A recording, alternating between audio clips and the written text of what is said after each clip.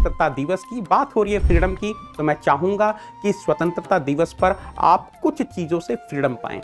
For example, आपको freedom पानी है मेंटल साइकिल से, ये जो दिमागी बेड़ियां हैं इनसे आपको फ्रीडम पानी है। कहीं ना कहीं ये दिमागी बेड़ियां हमको रोक कर रखती हैं, हमको रेस्ट्रिक्ट करती हैं कि आप ये नहीं कर सकते हो, आप वो नहीं कर सकते हो। बेटा जिस दिन आपने इन मेंटल साइकिल से फ्रीडम पा लिया, I am telling you, you are going to do the miracles. Sky is the limit. और मैं आपको ये चीज एक कहानी के थ्रू समझाता हूं। आपने ये कहानी सुनी होगी, द एलिफेंट एंड रोप। एक आदमी था, वो एलिफेंट्स के बगल से गुजर रहा था। उसने ऑब्जर्व किया कि यार इतने बड़े बड़े हाथी एक छोटी रस्सी से बंधे हुए हैं। He was very surprised, amazed कि ऐसा कैसे पॉसिबल है। इतने बड़े बड़े हाथी जब चाहे तब इस छोटी सी रस्सी को तोड़कर भाग सकते हैं, लेकिन कुछ तो कारण है कि वो ऐसा नहीं कर पा रहे हैं।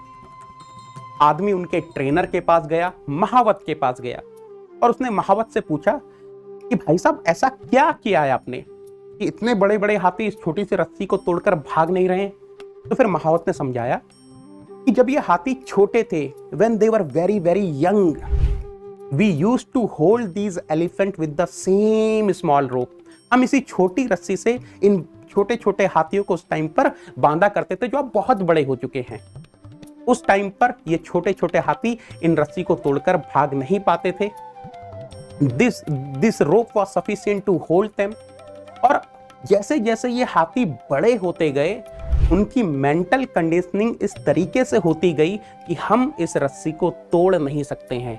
और यही रीजन है कि ये हाथी अब इतने बड़े हो गए लेकिन कभी तोड़ने की कोशिश करते ही नहीं हैं। और बेटा यही चीज कहीं ना कहीं हमारे साथ होती है। हमको लगता है कि ये चीज़ हमारे लिए नहीं है। जब भी हम किसी बड़ी चीज़ के बारे में सुनते हैं, हमारे दिमाग में तुरंत एक सेटबैक आता है, एक मेंटल साइकिल हमको पीछे खींचती है कि नहीं नहीं ये मेरे लिए नहीं है,